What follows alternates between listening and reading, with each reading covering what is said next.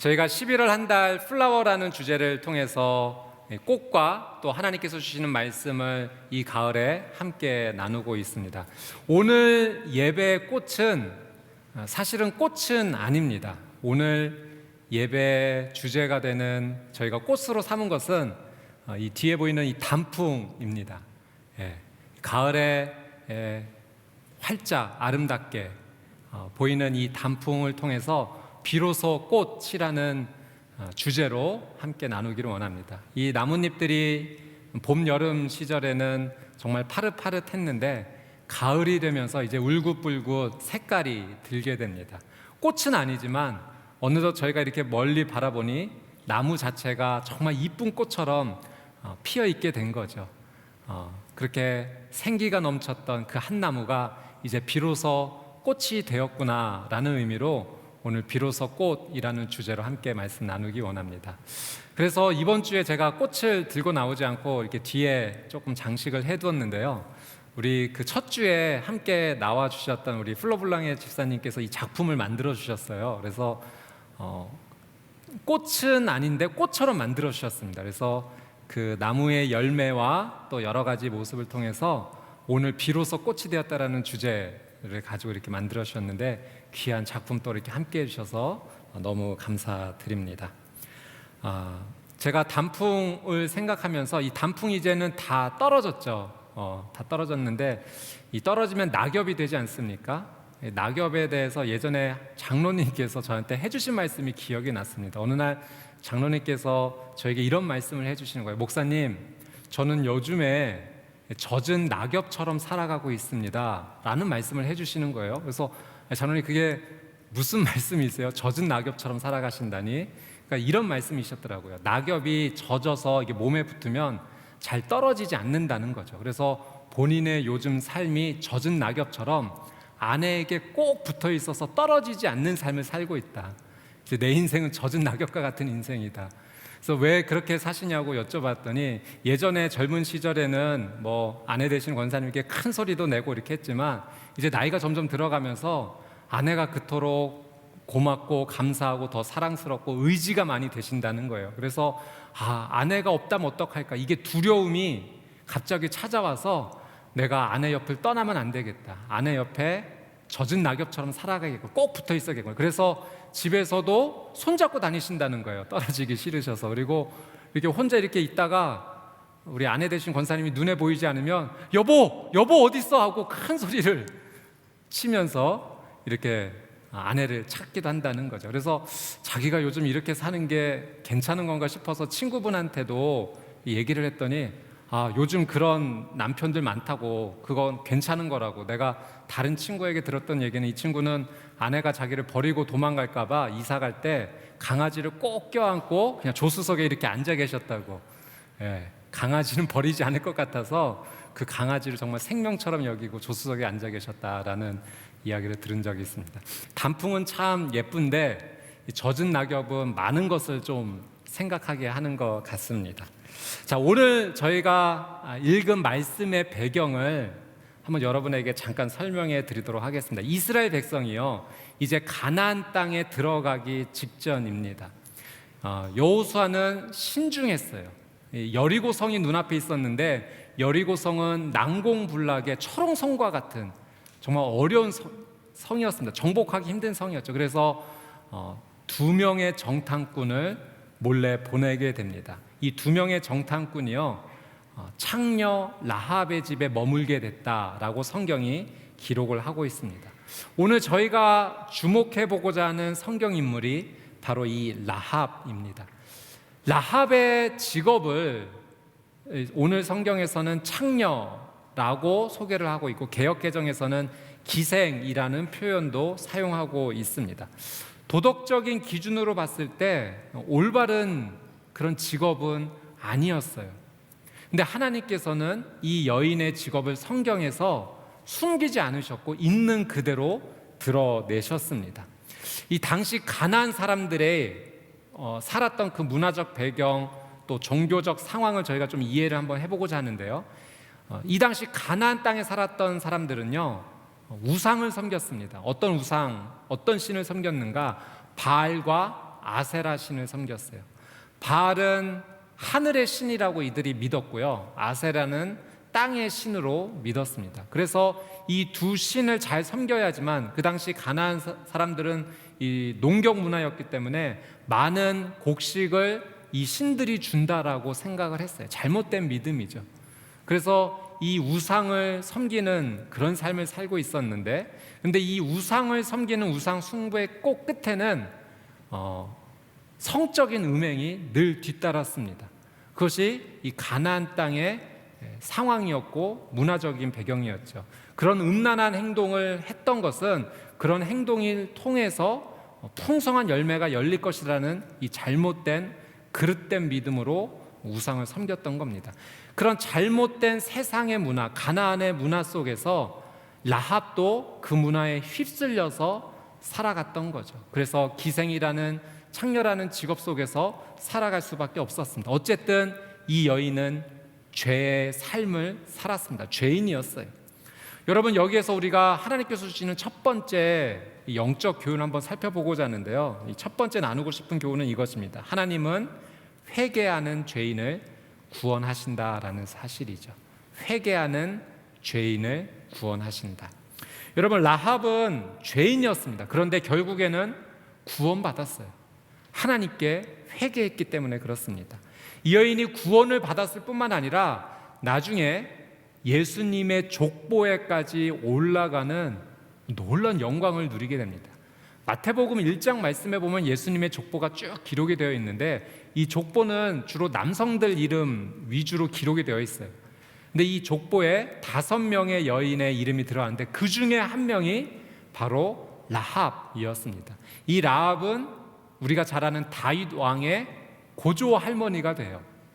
그리고 그 가문을 통해서 예수님께서 메시아로 인간의 몸을 입고 이 땅에 오신 거죠. 그러니까 예수님의 족보에 오르는, 구원을 받았을 뿐만 아니라 그렇게 예수님의 족보에 오를 만한 훌륭한 믿음의 인생을 살았다라고 하는 사실입니다.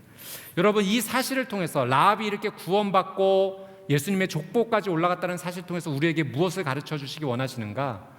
여러분, 죄인이 회개하면 구원받을 수 있을 뿐만 아니라 하나님의 영광을 위해 쓰임받는 생명책에 기록되는 그 귀한 삶의 열매를 맺을 수 있다는 것을 이 라합을 통해서 오늘 우리에게 가르쳐 주고 계신 겁니다. 여러분, 라합도 죄인이지만 우리도 죄인입니다. 여러분, 라합이 구원을 받았다면 우리도 구원받을 수 있어요. 회개하면. 하나님께서 라합을 구원해 주셨다는 것은 우리도 구원해 주신다라는 하나님의 메시지입니다. 라합이 예수님의 족보에 오를 만한 그런 위대한 훌륭한 삶을 살았다면 우리도 하나님 앞에 회개하고 하나님 앞에 겸손히 나아갈 때 하나님의 역사에 쓰임받는 위대한 삶을 살 수 있다는 것을 하나님께서 오늘 우리에게 가르쳐 주시는 거죠. 만약 라합이 오늘 이 자리에 서서 우리에게 한마디 말을 할 수 있다면 이런 말을 할 겁니다. 여러분, 저는 창녀였고 기생이었습니다. 죄인이었어요. 그러나 하나님의 은혜 가운데 나가는 기회를 얻게 되었고 하나님 앞에 회개하게 되었습니다. 회개했을 때 하나님께서 나를 구원해 주셨을 뿐만 아니라 예수님의 족보에 사용되는 귀한 인생으로 하나님께서 인도해 주셨습니다. 여러분, 내가 구원받을 수 있었다면, 내가 쓰임받을 수 있었다면 여러분도 구원받고 여러분도 쓰임받을 수 있을 것입니다라고 오늘 이 자리에서 아주 강력하게 이야기할 것입니다. 저는 오늘 이 자리에 있는 저와 여러분이 라합처럼 하나님께 회개하고 구원받는 놀라운 은혜를 누릴 뿐만 아니라 하나님께 쓰임받는 귀한 삶이 되시기를 주님의 이름으로 축복합니다. 오늘 이것이 하나님께서 우리에게 주시는 귀한 교훈이죠. 여러분, 여호수아가 보낸 이 두 정탐꾼이 이 창녀 라합의 집에 머물게 됩니다. 이 당시는 아마 숙박업을 같이 진행을 했을 거예요. 그래서 숙박을 하기 원하는 목적도 있었지만 그 당시 숙박을 하기 위해서 몰려드는 많은 사람들을 보면서 지금 이 여리고 성의 민심이 어떠한가를 살펴보기 위해서 당시 최적의 장소를 이 정탐꾼이 잡았던 것입니다. 그런데 이 정탐꾼이 들어왔다라는 소식을 여리고 왕이 이 정보를 입수하게 됩니다. 그래서 이 낯선 사람이 머물 곳은 이런 숙박을 하는 곳일 테니까 이 라합에게 사람을 보내서 낯선 사람을 이제 내보내라 라는 명령을 내리게 되죠. 근데 라합이요, 이 두 명의 정탐꾼을 숨겨두고서 이렇게 얘기합니다. 그들이 왔지만 이미 떠났습니다. 지금 뒤쫓아가면 잡을 수 있을 것입니다 라고 하면서 이 두 사람을 숨겨주게 됩니다.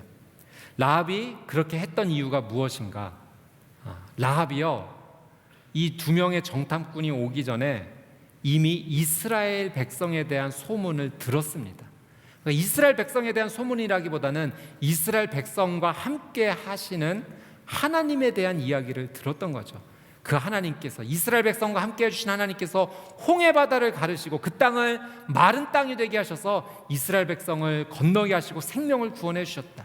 또 요단강 동편에 있는 정말 싸워서 이기기 힘든 그 두 나라를 이스라엘 백성들이 이길 수 있도록 하나님께서 도와주셨다라는 이야기를 들은 겁니다. 그 이야기를 들었을 때 마음이 녹아내렸다라는 이야기를 해요. 그래서 이 두 명의 정탐꾼을 숨겨주고, 이제 내가 당신을 숨겨주었으니 나도 위기에서 이스라엘 백성이 들어왔을 때 나와 우리 가족을 구원해 달라라는 요청을 하게 되는 거죠. 여러분, 우리는 여기에서 이 말씀을 통해 하나님께서 우리에게 주시는 두 번째 영적 교훈을 한번 살펴보기 원합니다.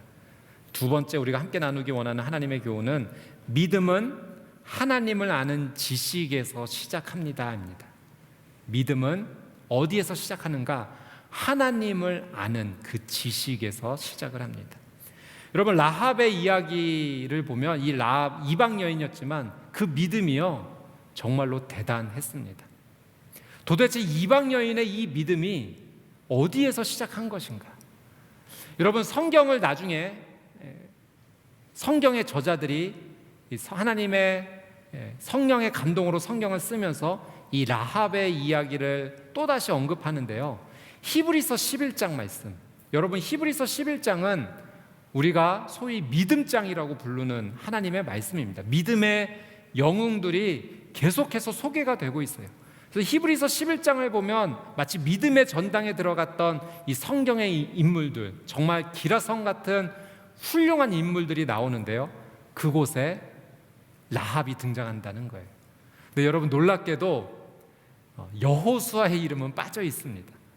여호수아의 이름은 빠져 있는데 라합은 그 믿음장에 기록될 만큼 하나님 앞에서 믿음을 인정받았던 여인이었다는 거예요. 그렇다고 여호수아가 믿음이 없었다는 건 아닙니다. 성경에 나오는 모든 인물을 다 언급할 수 없기 때문에 대표적인 인물만을 언급하였을 때 라합이 그 안에 들 만큼 정말로 그 믿음을 인정받았다라고 하는 사실이죠. 그 말씀 한번 볼까요? 여호수아 11장 31절 말씀인데요, 같이 한번 읽어보겠습니다. 시작. 믿음으로 창녀 라합은 정탐꾼들을 평안히 맞아들여 불순종한 사람들과 함께 죽지 않았습니다. 이곳에서도 라합의 직업이 창녀였음을 숨기지 않고, 그러나 믿음으로 그는 하나님 앞에 구원받은 인생을 살았다는 것을 분명히 기록을 하고 있죠. 여러분, 히브리서뿐만이 아닙니다. 야고보서에 가면은 이 야고보 사도가 야고보서를 기록하면서 언급한 제일 중요한 주제가 무엇입니까? 행함이 없는 믿음, 말로만 하는 믿음은 하나님께서 기쁘게 받으시지 않는다. 행함이 없는 믿음은 죽은 믿음이다 라고 말할 정도로 이야기를 하는데, 그곳에서도 라합을 언급을 해요. 우리 야고보서 2장 25절 말씀 같이 한번 읽어보겠습니다. 시작. 이와 같이 창녀 라합도 첩자들을 숨겨주고 다른 길로 가게 했을 때 행함으로 의롭다고 인정받지 않았습니까? 여러분, 그러니까요, 라합은요, 우리가 그냥 라합이라는 사람이 있었지 이 정도로 여길 정도가 아니라 정말 주목해봐야 되는 한 사람이에요. 성경 곳곳에서 이 여인은 믿음의 여인이었습니다. 이 여인처럼 믿음의 삶을 살아야 됩니다.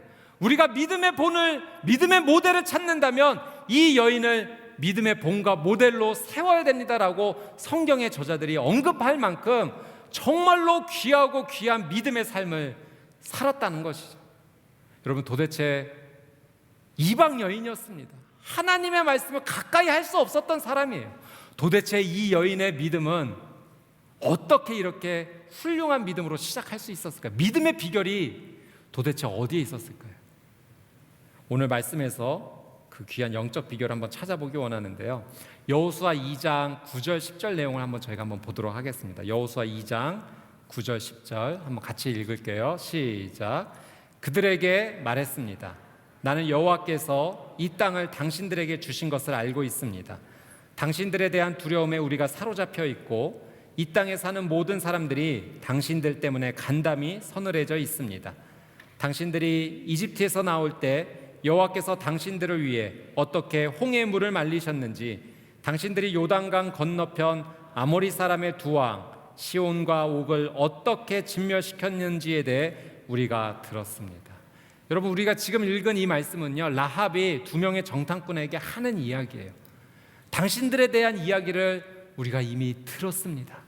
그래서 여러분, 이 10절의 마지막에 중요한 표현이 있는데 우리가 들었다라는 것을 분명히 기록하고 있다는 거예요. 여러분, 라합의 이 믿음이 어디에서 시작했냐면은 그 하나님에 대한 이야기를 들었다는 거예요. 여러분, 이 들었다는 것이 굉장히 중요한데요.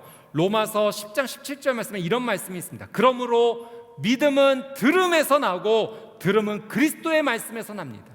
믿음은 어디에서 시작하냐면은 들음에서 난다는 거예요. 어떤 것을 듣느냐? 하나님의 말씀을 듣는 것에서 믿음이 시작한다는 겁니다.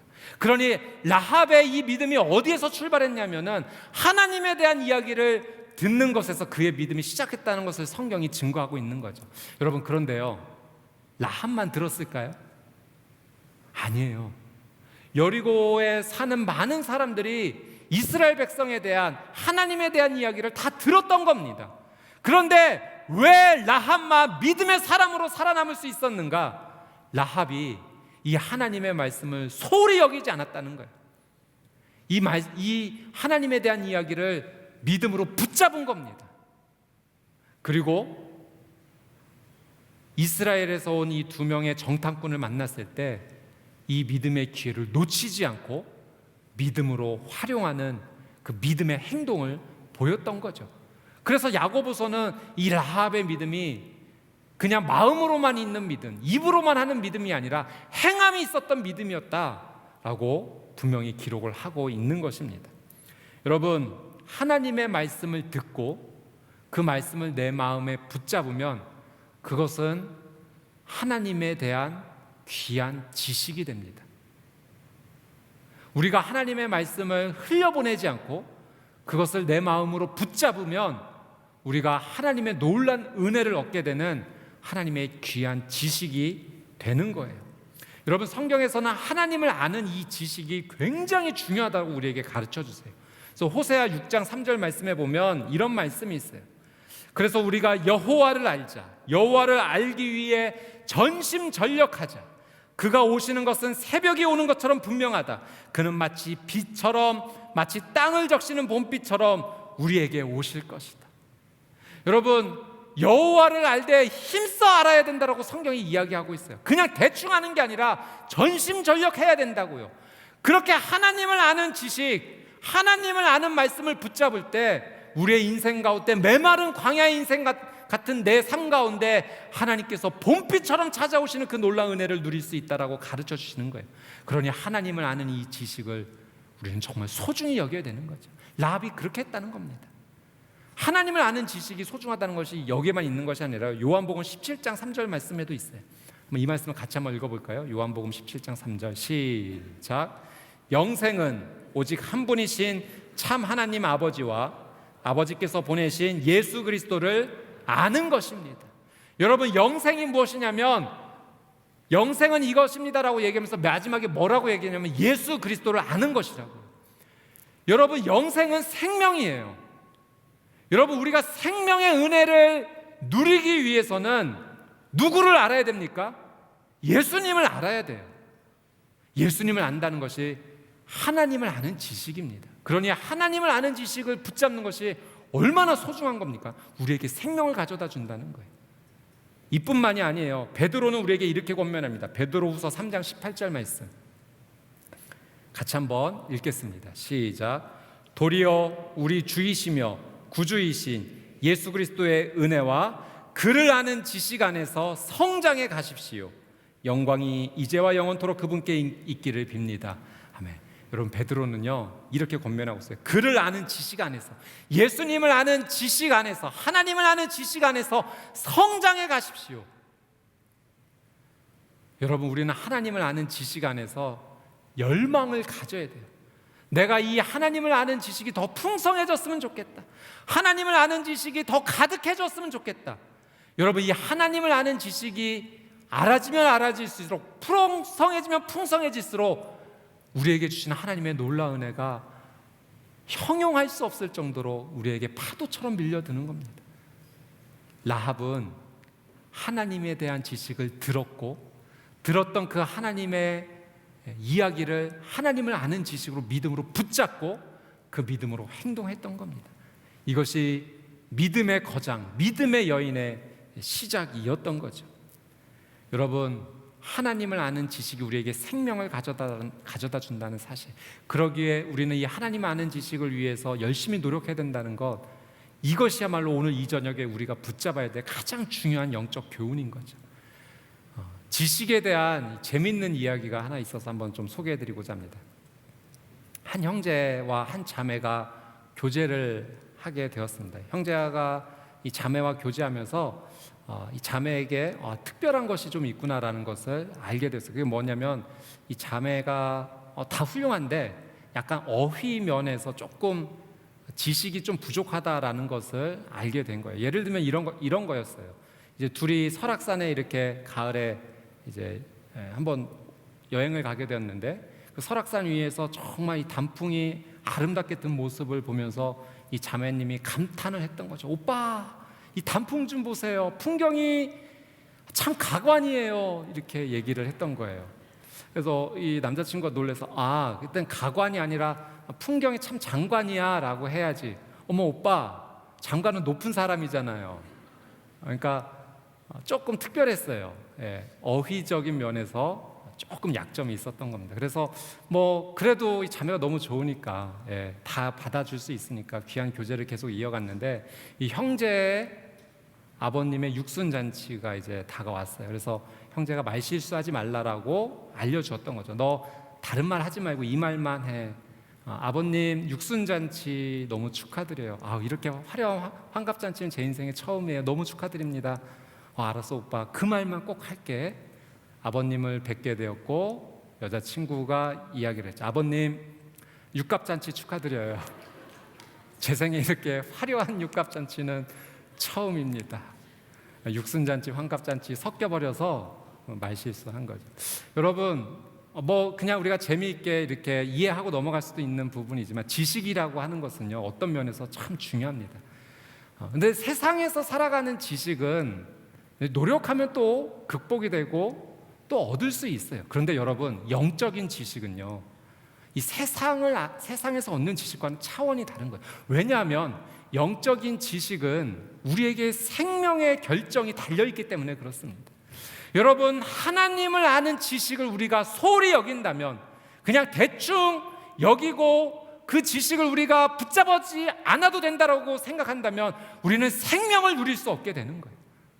라합은 하나님을 아는 지식을, 이방 여인이었지만 정말 소중히 여겼어요. 들려왔던 단 하나의 복음의 소식, 그 하나님은 전지전능하신 분이시다. 바다를 가르시고 바다를 육지처럼 만드시는 분이시다. 세상에서 이길 수 없는 그 나라들을 쉽게 꺾을 수 있는 정말로 능력의 하나님이시다라는 소식을 이 여인은 생명처럼 받아들이고 복음으로 받아들이고 그 하나님을 믿고 따르겠노라고 결단한 겁니다. 그래서 정탐꾼이 왔을 때 이들을 보호하면서 내가 당신들이 믿는 그 하나님을 따라가고 싶습니다. 그러니 나를 그 하나님의 은혜 안에 머물게 해주십시오라고 라합은 믿음의 행동으로 요청을 했던 겁니다. 여러분, 그래서 우리가 하나님의 말씀을 듣는 것이 너무나 중요해요. 왜? 믿음은 들음에서 시작하기 때문에, 하나님의 말씀을 들음에서 시작하기 때문에. 그래서 여러분, 이렇게 예배당에 오셔서 우리가 함께 예배 드리는 것이 너무나 중요한 거예요. 이 자리에서 하나님의 말씀을 들을 수 있잖아요. 매주 정기적으로 하나님의 말씀을 듣는 우리의 삶 가운데 하나님을 아는 지식이 쌓여져 가는 겁니다.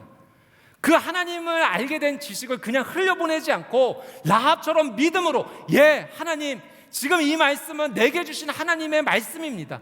나는 이 말씀을 하나님 정말 생명처럼 지키기 원합니다. 믿음의 사람이 되기 원합니다라고 고백할 때, 여러분, 우리의 이 믿음, 하나님의 말씀을 들었던 것, 여러분, 거기에서 놀라운 하나님을 아는 지식이 시작되고 믿음이 시작이 되는 거죠.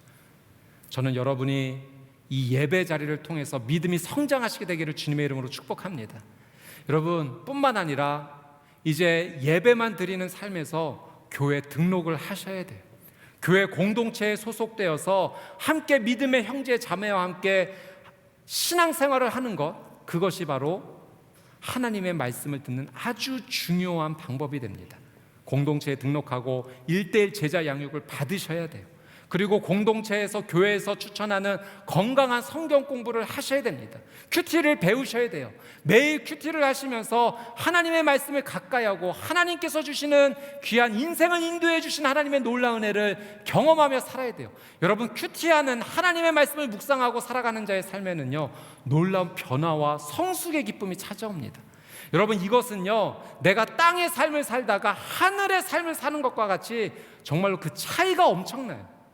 이제는 땅의 삶이 아닌 하늘의 삶을 살아갈 수 있어야 돼요. 그렇게 하기 위해서는 하나님 말씀을 들어야 되죠. 믿음이 거기에서부터 시작이 됩니다. 저는 여러분이 매주일 주일 성수를 거룩하게 지키시고 또 건강한 교회에 등록하셔서 하나님의 말씀을 늘 배우고 들으면서 귀한 믿음이 아름답게 성장하여 라합처럼 하나님께 쓰임받는 귀한 삶이 되시기를 주님의 이름으로 축복합니다.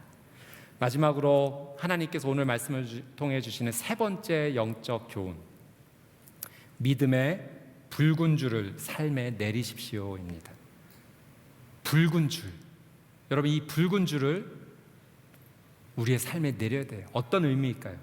오늘 본문의 17절 18절 말씀 한번 같이 읽어보도록 하겠습니다. 17절 18절 시작. 그 사람들이 라합에게 말했습니다. 당신이 우리와 맺은 이 맹세를 우리가 지키는 데는 조건이 있어.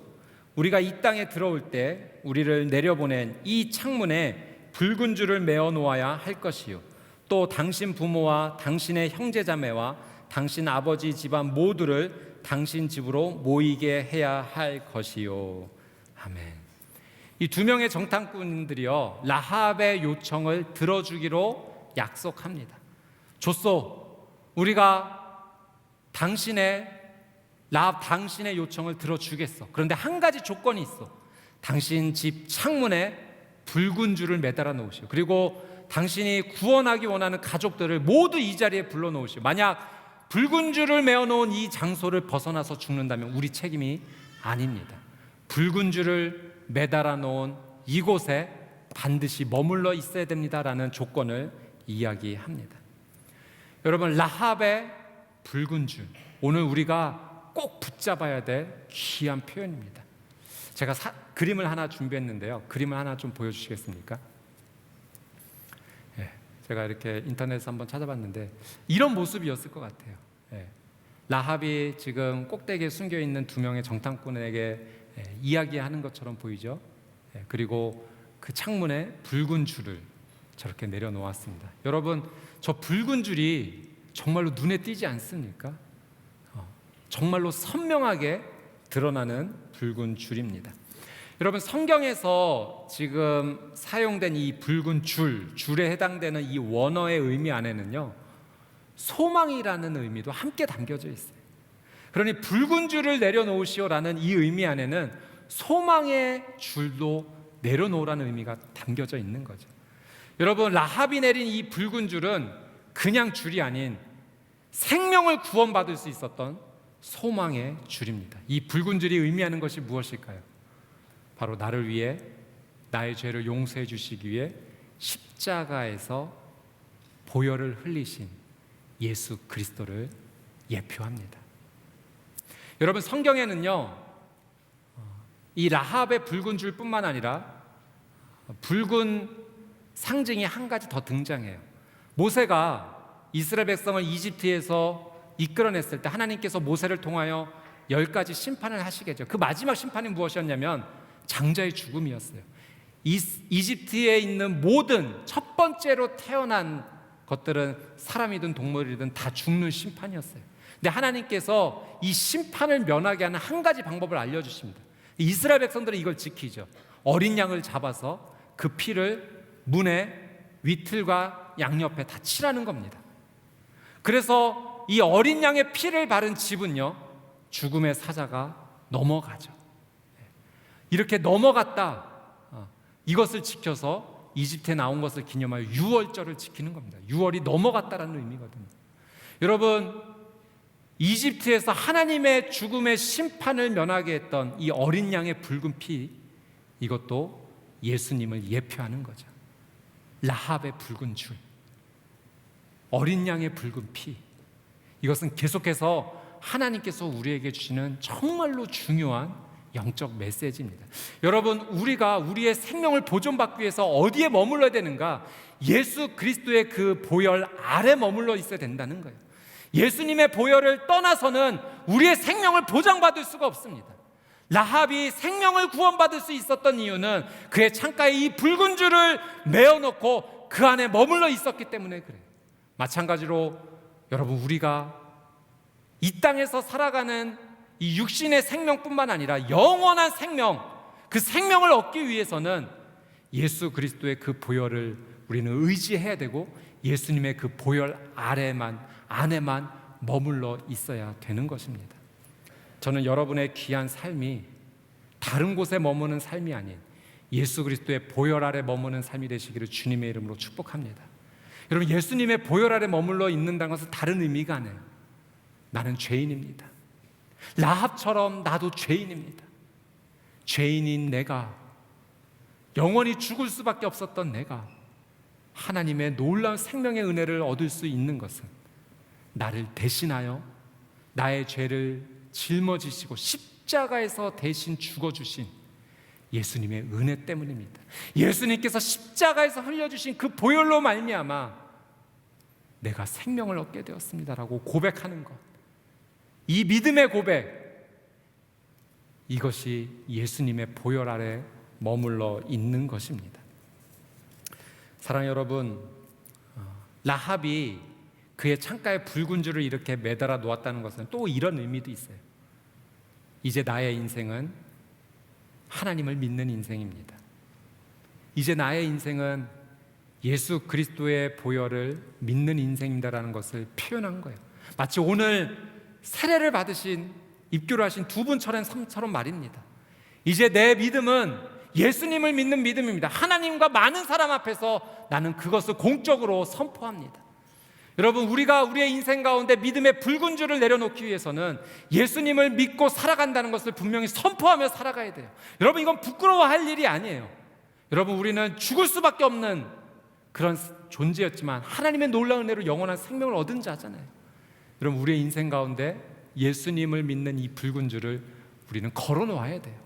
당당하게 예수님 믿는 삶, 하나님 믿는 삶을 선포하며 공포하며 믿음의 삶을 살아가야 됩니다. 그러니 여러분, 이 붉은 줄 예수 그리스도의 보혈을 우리의 인생 가운데 걸어놓은 것처럼 정말 믿음의 삶을 사십시오.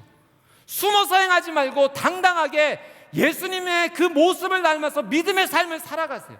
예수님은 우리가 이 땅 가운데 빛과 소금의 역할을 감당하기를 원하세요. 예수님을 닮아 사랑의 삶을 살기를 원하세요. 예수님처럼 복음을 전하며 사는 삶을 원하세요. 여러분, 우리가 그런 삶을 살아야 됩니다. 나 혼자만 믿는 삶이 아니라 여러분, 값없이 놀랍게 받은 이 은혜를 나만 누릴 수 없잖아요. 그 복음의 은혜를 가족에게 전해야죠. 친구에게 전해야죠. 직장의 동료에게 알려야지요. 믿음의 붉은 줄을 걸어 놓으셨습니까? 오늘 하나님께서는 여러분이 이 믿음의 붉은 줄을 여러분의 인생 가운데 걸어 놓기를 원하십니다. 하나님의 이 귀한 부름에 행함이 있는 믿음으로 라합과 같이 하나님 앞에 나아가시는 귀한 삶이 되시기를 주님의 이름으로 축복합니다. 여러분, 라합은 어떻게 보면 꽃은 아니었어요.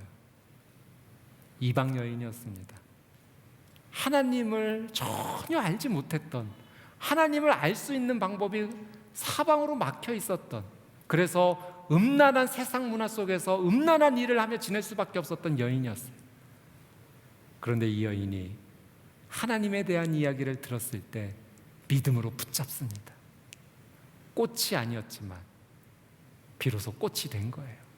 믿음으로 꽃이 된 거예요. 여러분, 우리도 마찬가지입니다. 죽을 수밖에 없었던 우리의 존재를 예수님을 통해서 우리도 꽃과 같은 인생으로 나아갈 수 있게 되었습니다. 비로소 꽃이 된 사람이 누구인가요? 나입니다. 하나님께서 나를 꽃과 같은 인생으로 인도해 주셨어요. 그 하나님께 감사하며 나가는 저와 여러분의 삶이 되시기를 축복합니다. 여러분, 믿음의 삶을 사십시오. 하나님을 아는 지식을 소중히 여기십시오. 그리고 하나님의 그 말씀대로 예수 그리스도를 닮아가는 귀한 믿음의 행함을 이루십시오. 저는 여러분의 삶이 하나님께서 이루어 주신 꽃과 같이 아름다운, 많은 사람들에게 기쁨을 주고 웃음을 주고 선한 영향력을 주는 귀한 삶으로 하나님께서 인도하여 주실 줄 믿습니다. 아멘. 제가 한번 기도하도록 하겠습니다. 참 좋으신 아버지 하나님, 오늘 말씀을 통하여 라합이라는 한 여인을 만났습니다. 이 여인은 하나님을 알지 못하는 이방 여인이었습니다. 음란한 세상 문화 가운데 음란한 일을 하며 살아갈 수밖에 없었던 여인입니다. 꽃이 아니었는데 하나님께서 이 여인을 믿음의 꽃으로 인도하여 주셨습니다. 주님, 라합이 그러한 놀라운 은혜를 얻은 것처럼 나의 인생도 하나님께서 꽃으로 인도하여 주셨는 줄 믿습니다. 하나님 주시는 그 놀라운 은혜로 활짝 핀 꽃과 같이 살게 하여 주시옵소서. 영원한 생명을 감사하며 예수 그리스도를 자랑하고 예수님의 보혈을, 놀라운 은혜를 주변 가족과 친구와 이웃에게 소개하고 흘려보내는 귀한 삶을 살게 하여 주시옵소서. 감사드리며 예수 그리스도의 이름으로 간절히 기도드리옵나이다. 아멘.